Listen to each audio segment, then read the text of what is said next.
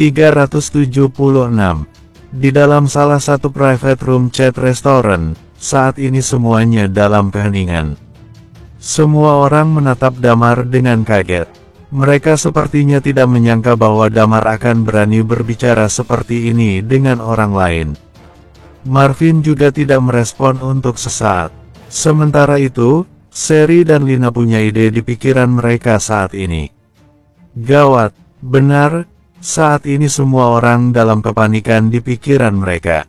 Detik berikutnya, mereka jelas melihat perubahan di wajah Marvin. Ekspresi Marvin, dari awal takjub, kemudian perlahan menjadi terdistorsi, dan kemudian berubah menjadi kemarahan. Dan di seberang Damar, pria berkacamata dengan mata yang mirip dengan ular itu menyunggingkan senyum di sudut bibirnya. Lalu dia bergumam, menarik. Marvin menatap Damar, kemudian berkata dengan suara rendah, "Kamu katakan hal sialan itu sekali lagi." Bibir Damar berkedut, dan dia berkata dengan malas, "Aku bilang kenapa kamu begitu patuh dengan perkataan dia? Apa kamu anjing yang dipelihara olehnya? Dia saja tidak mengatakan apapun, jadi kamu di sini berisik dengan begitu senang." Mendengar sampai di sini, Marvin sangat marah sampai bola matanya hampir keluar. Dia menatap Damar dengan lekat dan berkata, "Brengsek, kamu hanya pelayan yang bekerja di sini, tapi kamu justru malah berani berkata begitu padaku.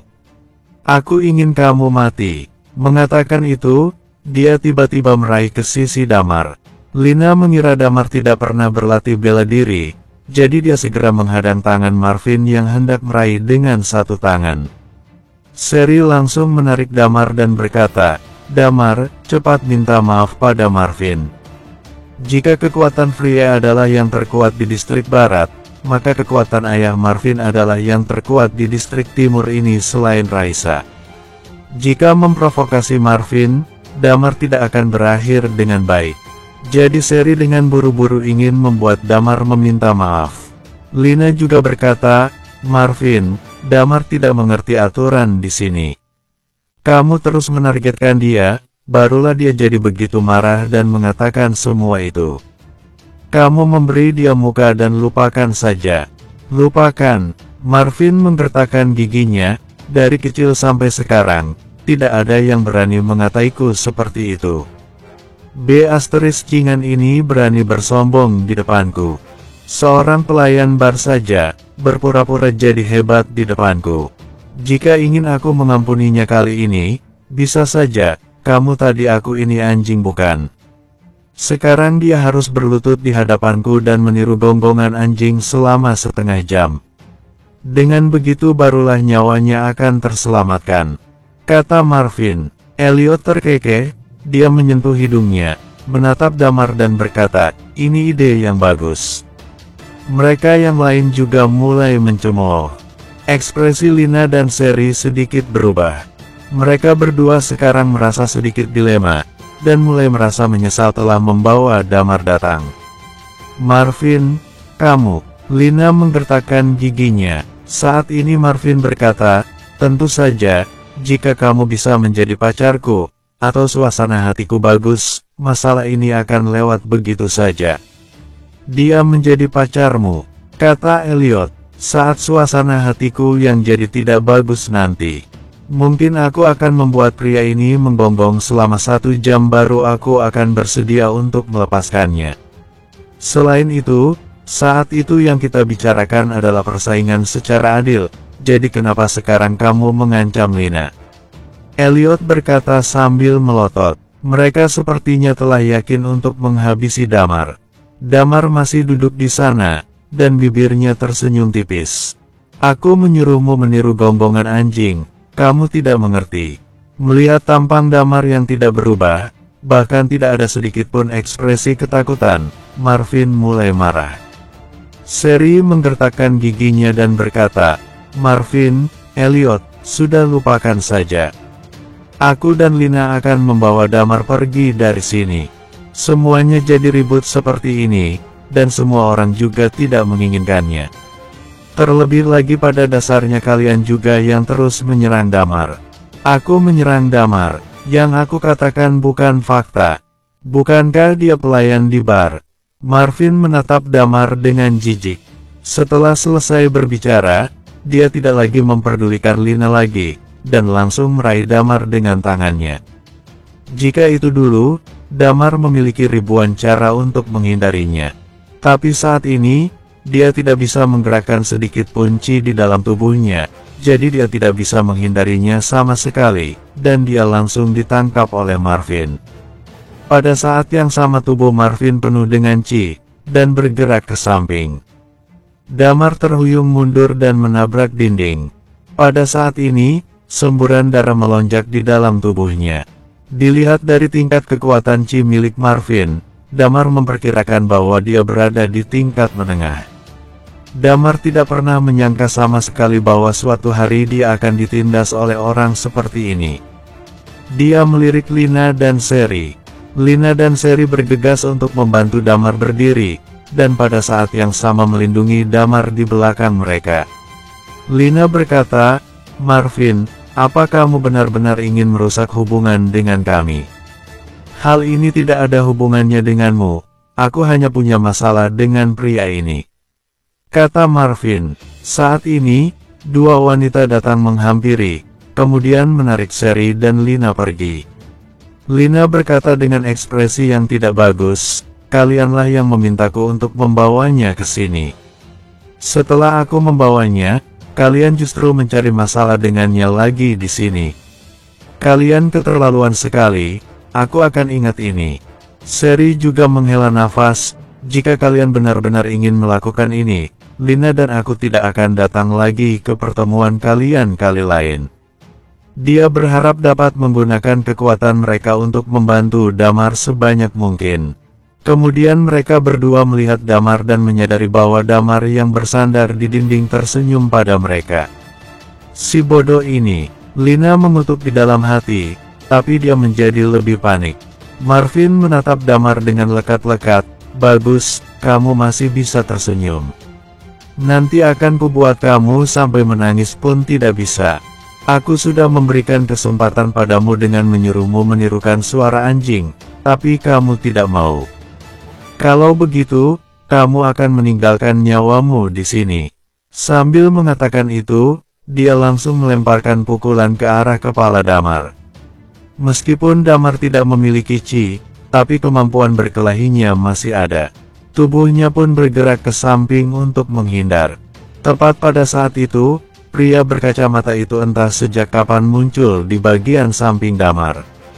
Melihat Damar yang hendak menghindar ke samping, dia pun tertawa, lalu mendorong Damar. Bruk, kepala Damar menghindar ke samping, tapi bahunya justru terpukul dengan sangat kuat. Ada rasa sakit yang tajam di bahunya. Damar, Lina dan Seri tampak pucat dan terkejut. Tapi yang mengejutkan semua orang adalah karena mereka menyadari Damar tidak berteriak kesakitan, bahkan keningnya saja tidak berkerut sedikit pun. Dia justru dengan keras melawan pukulan itu, kemudian dia mengangkat tangannya. Tidak ada yang menyangka bahwa di kondisi seperti ini, Damar masih berniat untuk melawan. Mereka juga dapat melihat bahwa Damar tidak memiliki chi sedikit pun. Termasuk Marvin. Dia sama sekali tidak mengira Damar akan melawan, jadi dia juga tidak menghindar. Dalam kondisi ini, Damar melemparkan satu pukulan yang mendarat di wajah Marvin. Plak, suara yang nyaring itu menggema di seluruh ruangan. Saat ini, ruangan itu dalam keheningan lagi. Semua orang menatap Damar dengan keheranan. Damar melengkungkan bibirnya, lalu menatap Lina dan Seri. Kemudian bertanya sambil menyeringai, "Pukulan ini, berapa poinnya?" Lina dan Seri tercengang. Wajah Marvin dengan cepat menjadi merah dan bengkak, kantus matanya seperti hampir pecah, dan matanya langsung merah. "Sialan. Aku mau kamu mati." Bersambung, 377. "Aku mau kamu mati," raung Marvin. Di kota ini, di distrik timur, dia bisa dikatakan orang yang bisa berjalan dengan kepala yang menghadap ke atas. Tidak ada orang yang berani menghinanya sedikit pun, apalagi memukul wajahnya. Dan yang lebih membuat semua orang tidak berani membayangkan adalah dari sejak awal, selalu dialah yang memukul wajah orang, dan tidak situasi di mana ada orang yang memukul wajahnya. Namun saat ini, Damar telah memukul wajahnya, dan masih bertanya berapa poin pukulan itu dengan wajah tersenyum. Hidungnya menjadi sedikit bengkok, dan wajahnya mulai menjadi tidak karuan. Elliot yang berdiri di samping, menonton kejadian ini dengan penuh minat. Dia memperhatikan Damar, seolah sedikit tertarik dengan Damar. Pedang, Marvin berteriak ke sampingnya. Saat dia mengatakan itu, suara belati ditarik keluar pun terdengar. Pada saat yang bersamaan, sebuah belati panjang yang mengkilap dilempar ke arahnya. Ekspresi Damar juga sedikit berubah. Dia dapat melihat bahwa Marvin sungguh ingin membunuhnya. Berhenti, Marvin, berhenti kamu. Melihat kejadian ini, Lina juga menjadi sangat panik. Sherry berusaha melepaskan diri, tetapi orang di sampingnya justru menahannya dengan begitu kuat. Sherry, kamu jangan ikutan. Pria itu yang cari mati sendiri. Marvin yang memegang pedang, menatap Damar dengan lekat. Dan Damar juga tampak waspada. Dia berniat untuk menyelinap pergi. Awalnya dia datang untuk mengorek sedikit informasi, tetapi tidak disangka pada akhirnya justru malah jadi seperti ini. Jika dia benar-benar mati di sini, di tangan sampah seperti Marvin, ini sungguh tidak pantas. Mati kamu, Marvin berteriak dengan marah, dan langsung menghunuskan pedangnya ke arah Marvin. Ekspresi Damar berubah sedikit, dan dia hendak bergerak ke samping. Dan pada saat yang bersamaan, pria berkacamata itu sekali lagi tertawa dan menghadang jalan Damar. Gawat, raut wajah Damar langsung berubah. Melihat belati panjang yang semakin mendekat, saat itu juga Damar merasa seolah-olah ada sesuatu yang terbangun di tubuhnya saat ini. Chi-nya yang telah menghilang selama lebih dari 1 bulan sepertinya telah muncul kembali. Saat itu, Damar langsung sedikit berharap. Dengan satu sisi terhalang, dia harus berguling ke lantai untuk menghindari belati ini. Dia yang saat ini, keinginan untuk pulih di tubuhnya semakin menguat. Benar-benar bisa, benar-benar efektif. Damar menghela nafas. Chi-ku sudah kembali. Aku akan membunuh kalian semua. Damar berteriak di dalam hatinya, dan menantikan lagi. Tapi reaksinya juga sangat cepat. Setelah dia berguling ke lantai, dia berlari ke samping. Sebelumnya Elliot berdiri di sisi ini, tapi dia tampaknya berniat untuk melepaskan, atau mungkin dia ingin menyaksikan apa yang akan terjadi, sehingga dia memberi jalan saat Marvin menghunuskan pedangnya. Pedang Marvin membelah udara, dan tentu saja dia tidak akan semudah itu melepaskan Damar. Dia pun kembali mengejar Damar sambil membawa pedangnya. Perang, perang, jantung Damar berdetak sangat cepat, dan dia merasa Chi-nya akan meledak kapan saja. Brak, tepat pada saat ini, pintu utama tiba-tiba dibuka. Kalian punya nyali yang besar juga ya, berani berkelahi di restoran kami. Aku di luar saja bisa merasakan ada pergerakan Chi. Wanita yang mengenakan seragam berjalan masuk dari pintu. Matanya terlihat sangat dingin. Karena Damar sedang dalam pelarian, dia saat ini sedang membelakangi orang ini. Ketika orang ini muncul, dia merasakan Chi di tubuhnya yang hampir meledak keluar, tiba-tiba menghilang. Dia mengerutkan keningnya, kemudian berbalik dan melihat. Dia tertegun sejenak, karena orang ini adalah bawahan Raisa yang merupakan nomor 12 dalam peringkat lokal. Tapi dibandingkan dengan karisma saat menghadapi Damar dan Dewan dulu, ada ekspresi dingin di wajah wanita ini saat menghadapi mereka. Kak Ana, semua orang melihat ke arah pintu dengan takjub. Nama wanita ini adalah Ana, wajahnya sangat cantik. Dia menyapukan pandangannya, dan pandangan itu jatuh pada Marvin yang sedang memegang pedang. Melihat tatapan wanita itu mengarah padanya, seluruh tubuh Marvin menjadi sedikit gemetaran. Saat pandangan Ana jatuh pada Damar yang terpojok, pupil matanya tampak diam. Setelah jeda singkat selama beberapa detik, dia mengalihkan pandangannya ke Marvin dan berkata, "Jadi, apa kamu yang menyerang?" Dahi Marvin tiba-tiba penuh dengan keringat dingin. Aku, Marvin segera berkata, "Kak Ana, pria ini berkata kasar padaku, barulah aku tidak tahan dan menyerangnya. Tadi aku sangat marah, makanya jadi menyerangnya seperti ini. Maafkan aku akan menyeret pria ini dan menyelesaikannya di luar restoran." Ana mengerutkan kening, lalu dia menatap Damar. Saat ini, mata semua orang tertuju pada Ana. Bahkan kebanyakan orang tidak memperhatikan Damar, kecuali Lina dan Sherry. Mereka berdua ditahan, tetapi mata mereka terus tertuju pada Damar. Mereka sedikit khawatir jika sesuatu telah terjadi pada Damar. Jadi mereka berdua melihat dengan jelas bahwa pandangan Damar dan Ana telah bertemu. Kemudian bibir Damar bergerak dan membentuk dua kata. Mereka dapat mengerti apa arti bentuk itu, dan Ana yang berada tidak jauh di sana juga mengerti maksudnya. Bunuh dia. Benar, bentuk yang dibuat oleh Damar adalah dua kata ini.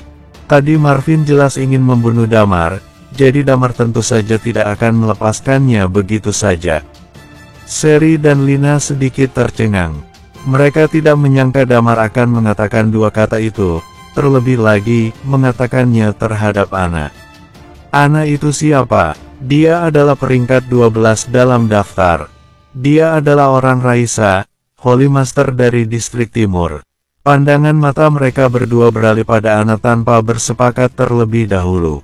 Ana yang telah menerima pesan dari Damar, menoleh pada Marvin, dan berkata dengan datar, "Menghunuskan pedang di restoran kami, ingin membunuh orang di restoran kami, memangnya bisa diselesaikan dengan satu permintaan maaf saja darimu." Marvin tercengang sejenak, ada sedikit ketakutan di hatinya. "Kak Ana," saat ini, Elliot berkata, "tolong beri aku dan kakekku muka. Masalah ini memang pria ini yang tidak mengerti aturan. Dia hanya seorang pelayan bar dan berani datang ke hadapan kami berpura-pura." Plak, perkataannya belum selesai, tetapi tubuh Ana telah bergerak. Dengan satu langkah, dia telah berada di hadapan Elliot. Kemudian dia langsung mengangkat tangannya dan sebuah tamparan mendarat di wajah Elliot. Elliot terjatuh ke belakang dari atas kursinya, dan tersungkur di atas lantai. Saat dia membuka mulut, dia memuntahkan darah dan dua giginya patah. "Apa urusannya denganmu? Memangnya berapa harga mukamu itu?" kata Ana dengan tidak senang. Kemudian dia menoleh pada Marvin. Begitu pergelangan tangannya bergerak, belati panjang yang berada di tangan Marvin dalam sekejap telah direbut oleh Ana. Kemudian Ana memutar tangannya dan mengarahkan punggung pedang itu pada leher Marvin. Kali ini, Marvin benar-benar sangat panik. Benar, di restoran ini, tidak pernah ada orang yang berani membuat keributan. Dia tadi juga memang tidak bisa menahan dirinya lagi, barulah dia menyerang. Awalnya dia pikir dia paling hanya perlu membayar kompensasi uang permintaan maaf atau sejenisnya. Karena bagaimanapun, ayahnya adalah orang yang cukup terpandang di distrik timur, bahkan di Sin City.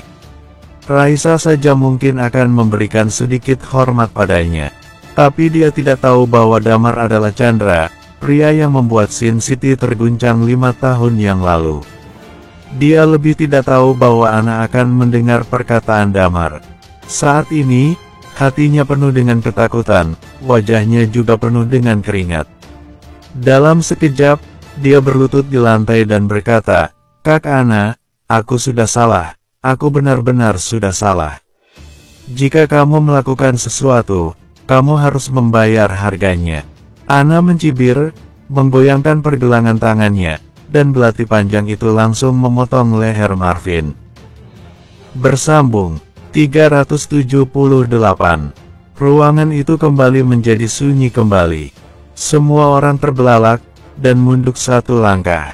Anak dari pemimpin kekuatan terbesar di distrik timur telah mati. Mati di hadapan mereka, dan darah segarnya mengalir di lantai. Tapi tidak ada satu orang pun yang berani berkata.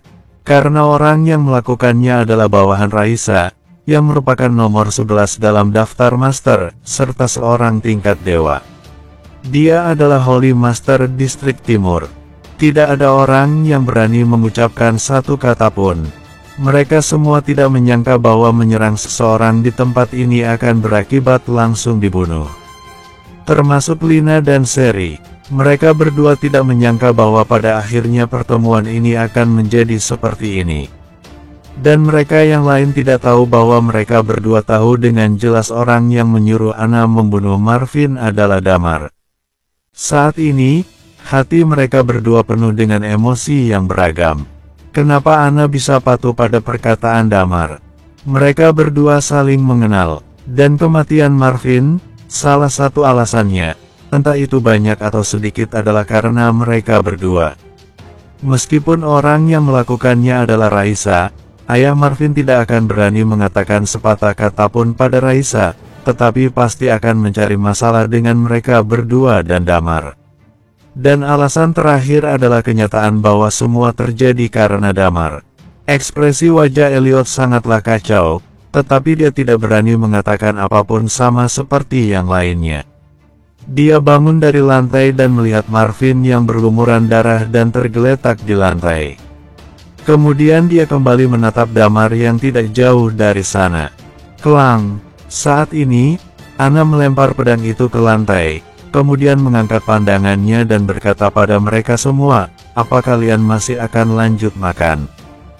Jika iya, aku akan menaturkan ruangan baru untuk kalian. Aku akan menyuruh orang untuk membereskan ruangan ini."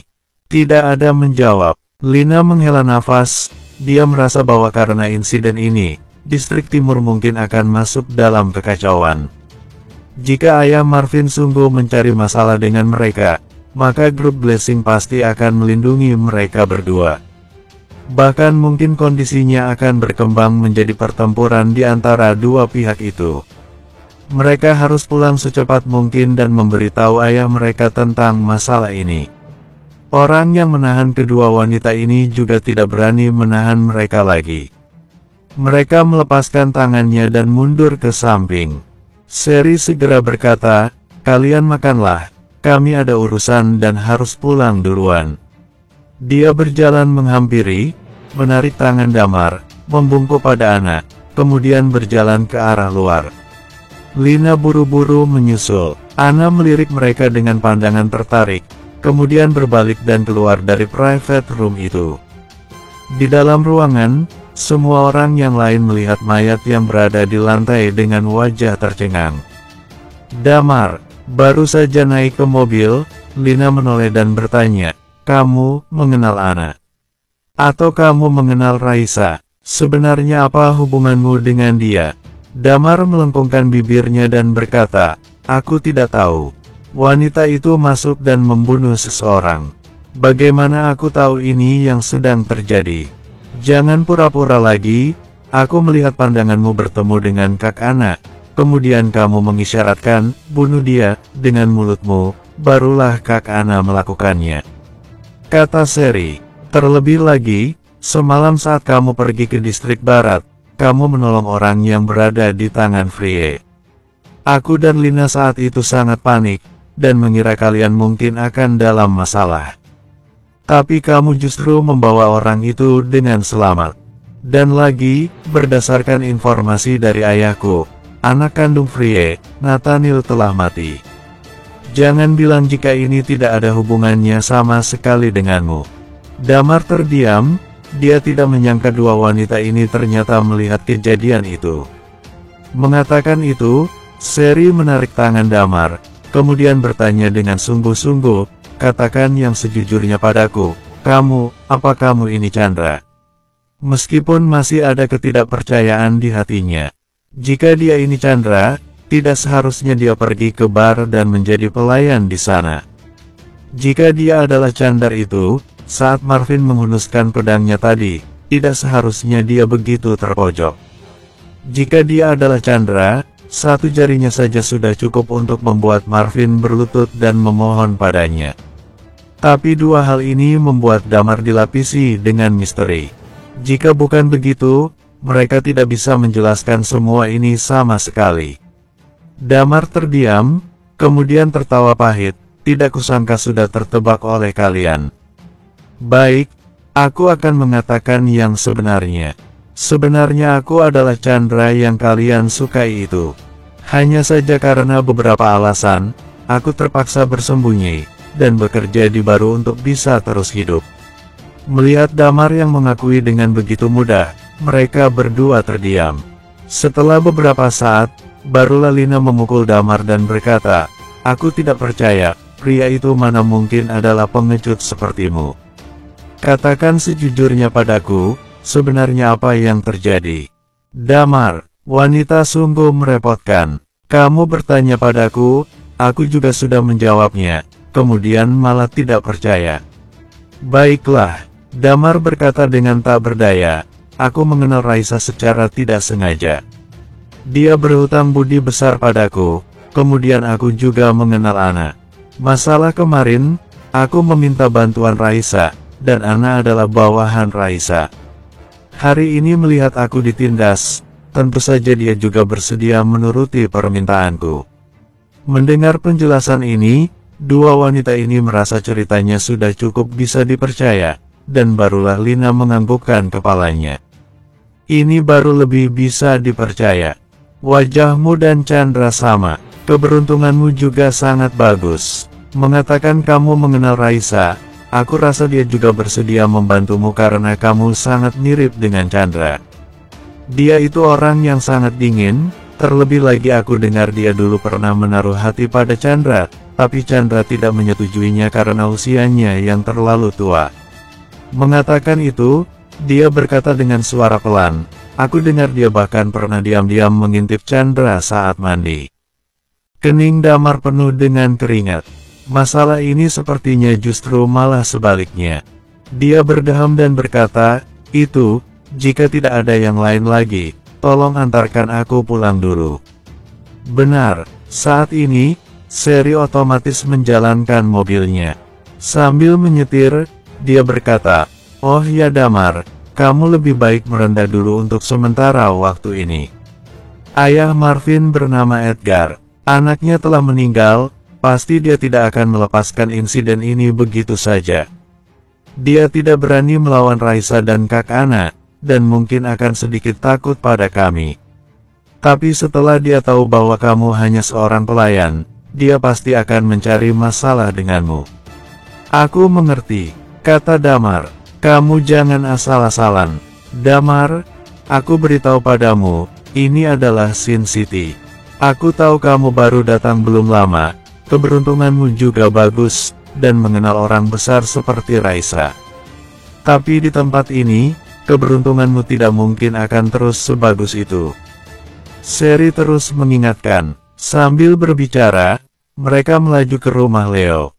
Sekitar setengah jam kemudian, mereka berhenti di persimpangan. Damar turun dari mobil, kemudian dua orang itu melaju pergi. Damar merapikan jas yang dikenakannya, sambil membawa pakaiannya sendiri hendak berjalan ke rumah Leo. "Wah, kamu terlihat tampan dalam setelan jas." Pada saat ini, sebuah suara terdengar.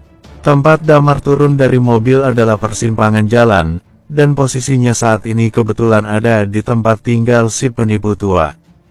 Karena punya kelainan mental, barulah dia melakukan penipuan seperti ini. Jadi dia juga tidak begitu berkomunikasi dengan pria ini, terutama karena tidak tahu apa tujuan pria ini sebenarnya.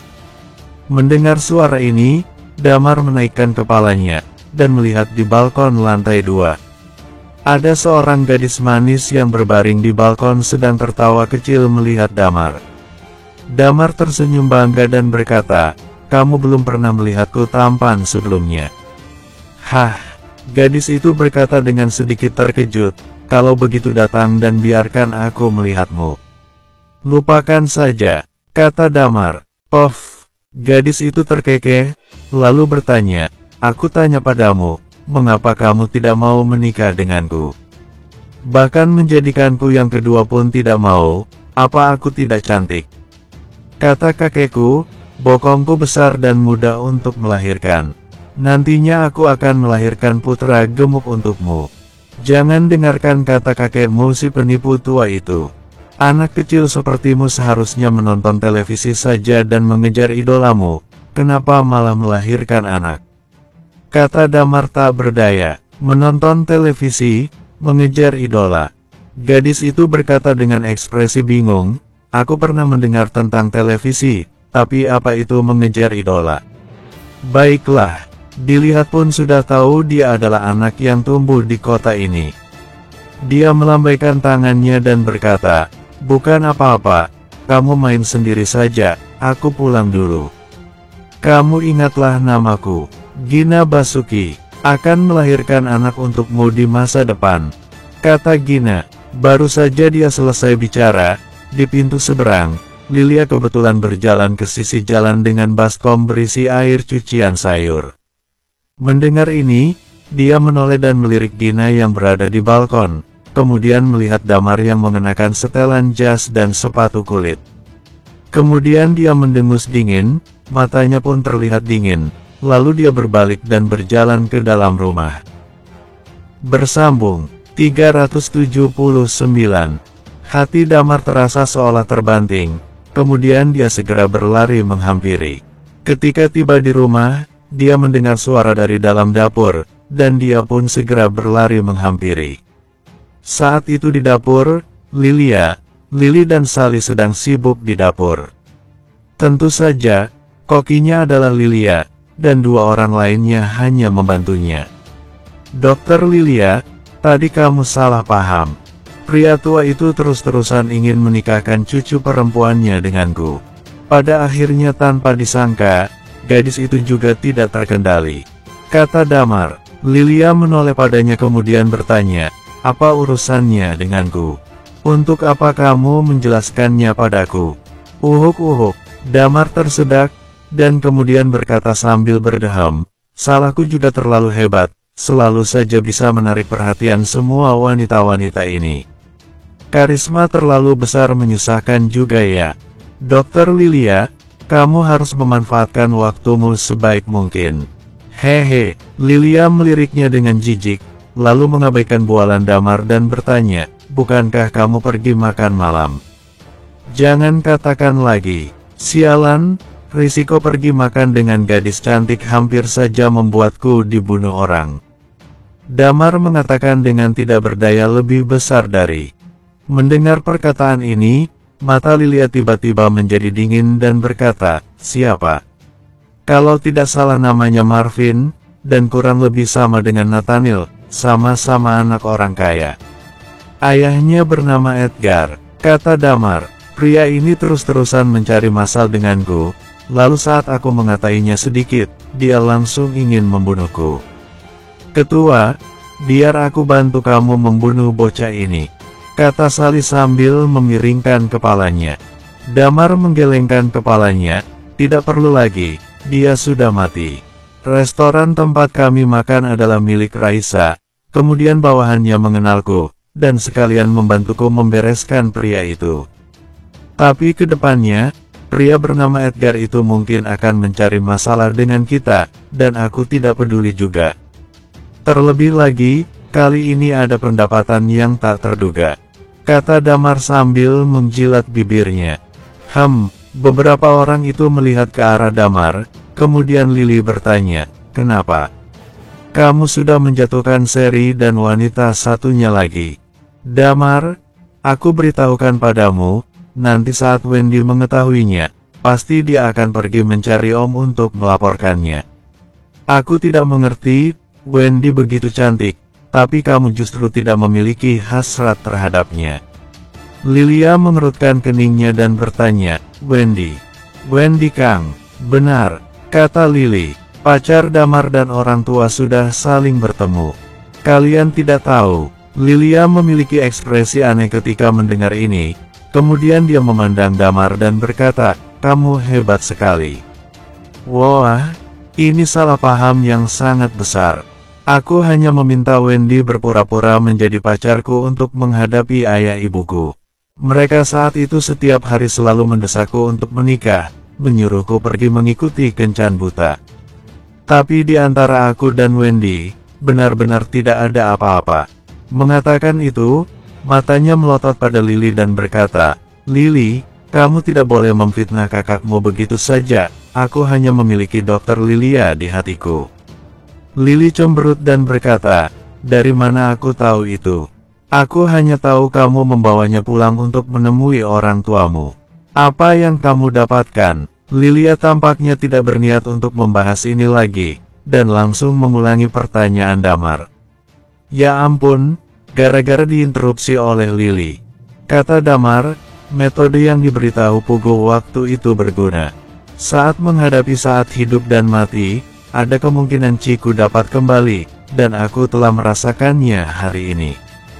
Tapi setelah bawahan Raisa masuk dan perasaan menghadapi krisis itu menghilang, tanda dari pemulihan itu juga menghilang. Meski begitu, ini membuktikan bahwa cara-cara ini memang berguna."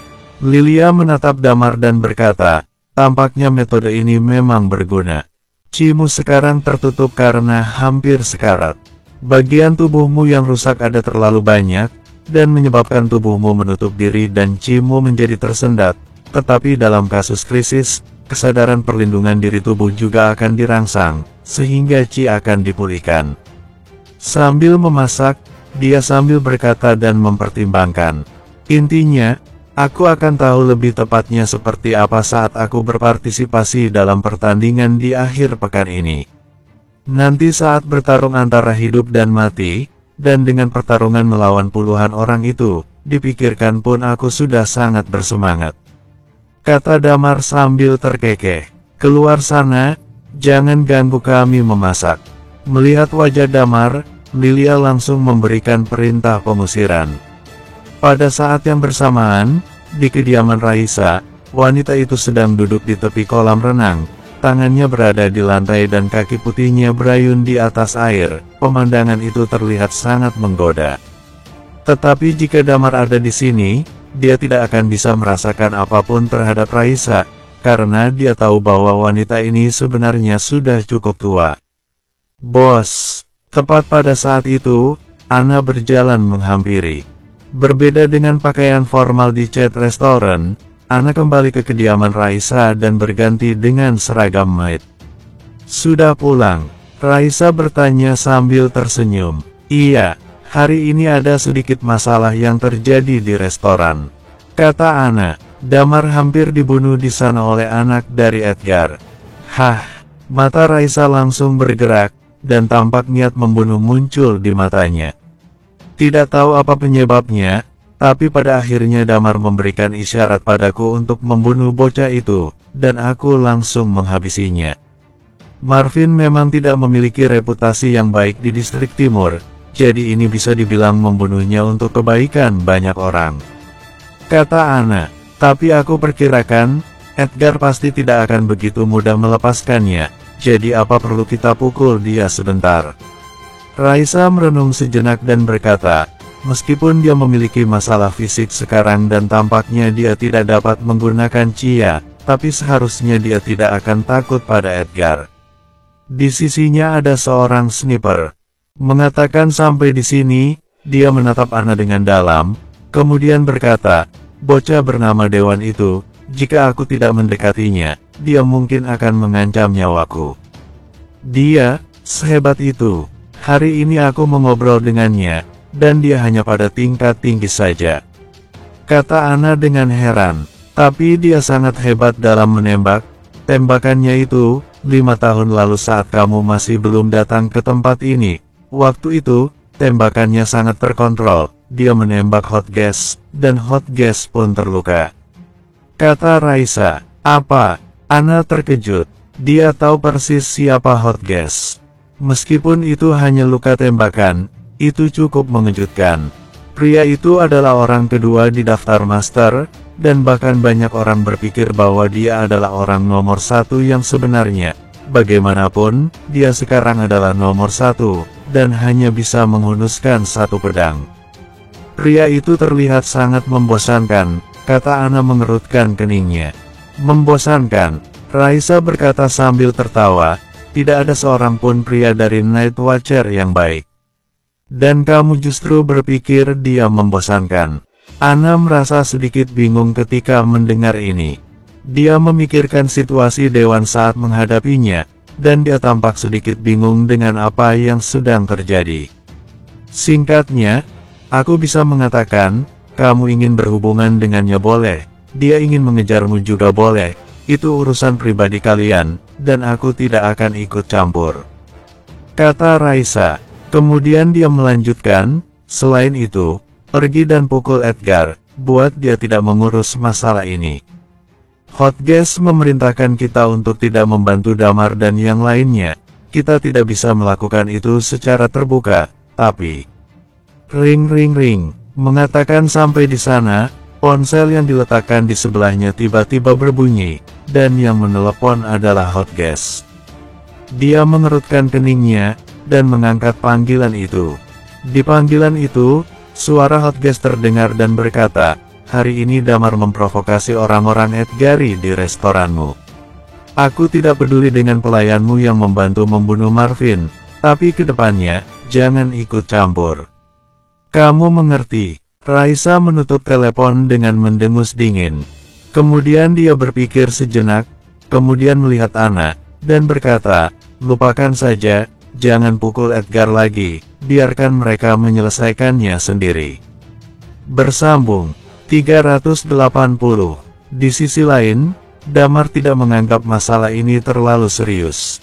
Di satu sisi, dia berpikir bahwa Raisa mungkin akan membantunya untuk menyelesaikan semuanya. Di sisi lain, bahkan jika itu tidak dilakukan, dia masih merasa acuh tak acuh. Dia sekarang merasa bahwa setelah berpartisipasi di Kolosseum Distrik Utara, dia seharusnya akan bisa pulih, dan dia menantikan pemulihan Chi-nya. Jangankan Edgar Frie, Hotgears sekalipun, dia juga ingin pergi dan mematahkan pergelangan tangannya. Tentu saja, ini adalah pertaruhan. Karena pertandingan yang akan dilakukan adalah pertandingan jarak dekat. Jadi bagi Damar, begitu dia tidak hati-hati, besar kemungkinannya dia akan kehilangan nyawa. Dan sebelumnya saat dia menghadapi Marvin dan menghadapi antara hidup dan mati, dia belum pulih sepenuhnya. Tapi dia tidak suka pasif. Dengan kondisi saat ini, dia tidak bisa melakukan apa-apa. Bagas dan yang lainnya telah hilang selama sebulan, dan beban di hatinya bertambah satu.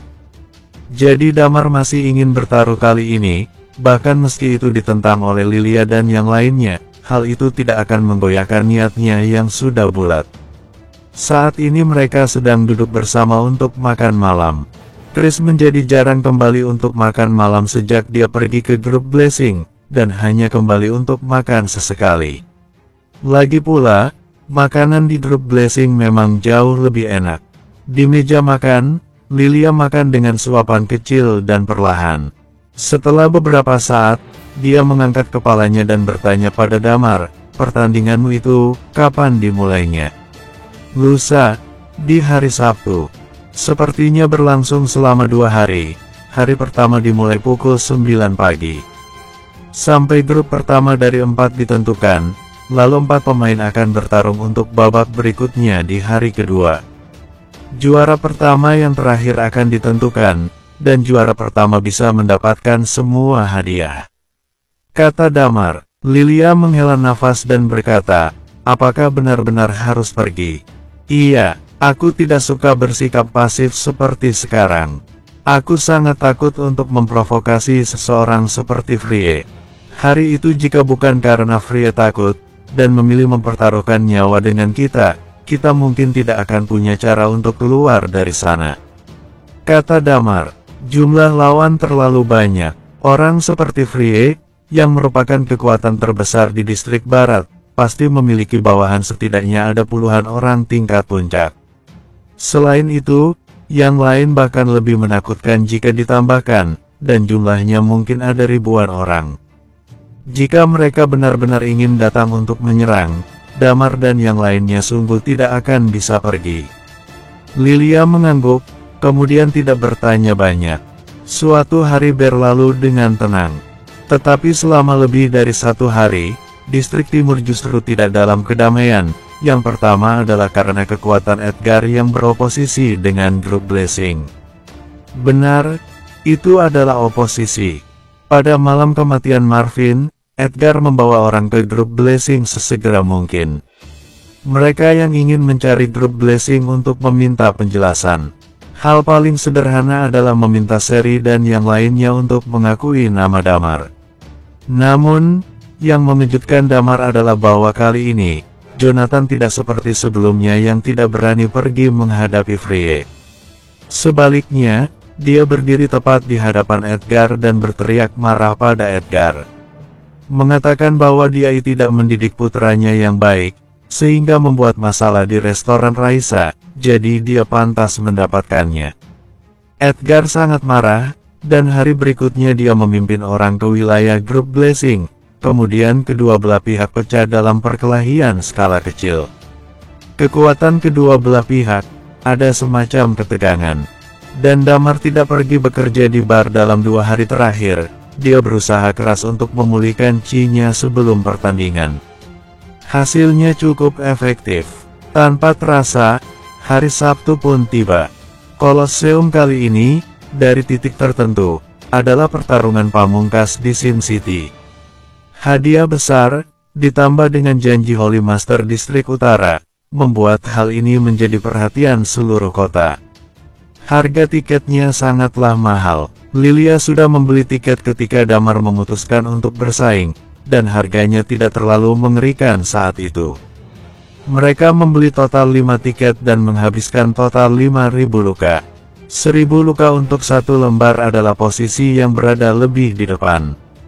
Karena Chris sekarang di grup Blessing, mereka tidak kekurangan uang untuk sementara waktu ini. Dia tidak membelikan tiket untuk Helen dan keluarganya. Meskipun Leo dan istrinya sudah bangun, tapi masih belum bisa turun dari tempat tidur. Sementara untuk Helen, dia masih kecil. Damar dan yang lainnya tidak ingin dia dari kecil sudah melihat pertumpahan darah. Colosseum di sini semuanya adalah pertarungan hidup dan mati, jadi pertumpahan darah tidak akan bisa dihindari. Pukul 6 di Sabtu pagi. Damar bangun pagi-pagi, dia mengatur mentalnya dengan sangat baik, dan Sally sedang mendandaninya. Semua orang yang berada di sekeliling Damar mengerutkan alisnya. Lebih banyak karena khawatir. Jika Damar berada di masa jayanya, mereka tentu tidak akan khawatir untuk berpartisipasi dalam pertandingan seperti itu, tetapi sekarang Damar tidak memiliki chi sedikit pun. Dia sedang mempertaruhkan nyawanya, tapi Damar memiliki sedikit harapan di hatinya. Sebagai Night Watcher, dia telah lama memandang rendah hidup dan mati. Jika dapat memulihkan chi-nya, dia akan bisa menemukan cara untuk menemukan Bagas dan yang lainnya. Dan dia juga dapat menemukan cara untuk keluar dari kota ini, untuk balas dendam pada Dempsey. Sekitar pukul 7, Sally telah selesai mendandani Damar. Damar menghela nafas, ayo pergi. Setelah berbicara, dia memikirkan sesuatu dan kembali ke kamarnya. Dia mengambil pembelah udara dan tanpa nama yang masih terbungkus dengan kain, dan meletakkannya di punggung. Kamu ingin membawa 2 belati ini? Lilia bertanya sambil mengerutkan keningnya. Damar mengangguk dan berkata, iya. Lagi pula jika aku mati, itu tidak masalah juga. Nanti suruh mereka iman untuk mengambil 2 belati ini saja. Jika aku pulih, maka aku akan pada saat itu juga memberitahu seluruh Sin City, bahwa aku telah kembali.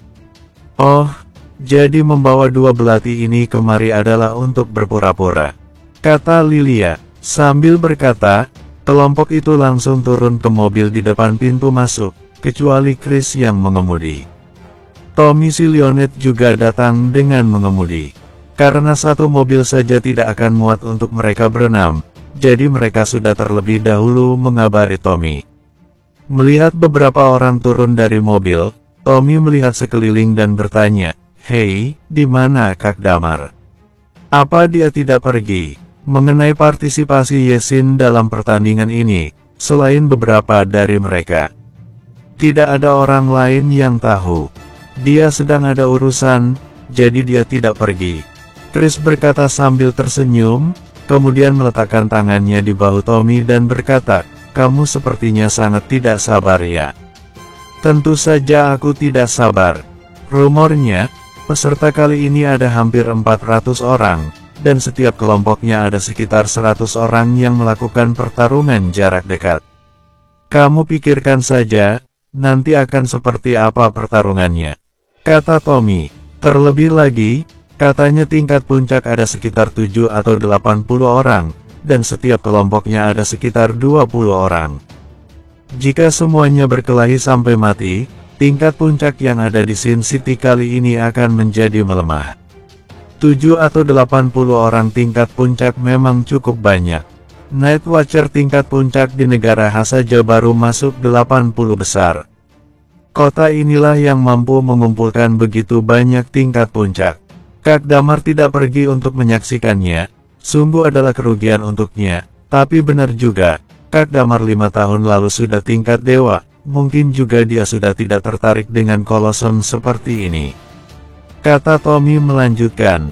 Sambil mengatakan itu, dia memandang Damar yang berpakaian seperti pria parubaya, dan bertanya, siapa kamu? Damar tersenyum sedikit, lalu Chris menamparnya dan berkata, kenapa omonganmu banyak sekali, ayo antarkan kami ke sana. Oh, Chris berkata dengan menurut. Kedua mobil melaju dan dengan cepat telah dekat dengan Kolosseum. Segera, ketika tiba di Kolosseum, di luarnya penuh dengan orang, dan skalanya cukup besar. Orangnya banyak sekali. Damar duduk di mobil Chris dan dia tidak duduk bersama Tommy. Setelah memberhentikan mobil, mereka Damar berjalan menghampiri. Di mobil satunya, Damar telah membodohi Tommy dan berjalan masuk ke dalam Kolosseum. Sebelah sini sepertinya adalah terowongan untuk yang berpartisipasi, jadi kita berpisah di sini saja, kata Damar pada Lilia. Lilia mengangguk, lalu berjalan 2 langkah. Tiba-tiba dia berbalik, dan berjalan ke hadapan Damar, kemudian memeluknya dan berkata, aku hanya punya satu permintaan, teruslah hidup. Meski Cimu tidak kembali, kamu juga harus tetap hidup. Selama kamu masih bernafas, aku akan bisa menyelamatkanmu. Damar tersentuh, tepat ketika dia ingin membalas pelukan Lilia, wanita itu sudah mundur. Dia berbalik dan pergi tanpa ragu sedikit pun. Ketua, semangat, kata Chris, jika itu berbahaya, aku akan langsung turun dan menyelamatkanmu. Jangan, jika ada bahaya, kamu, Dokter Lilia dan yang lainnya langsung cari cara untuk meninggalkan kota ini. Damar buru-buru berkata, selain itu, bawalah Lili pulang dengan selamat ke kota LH. Bersambung.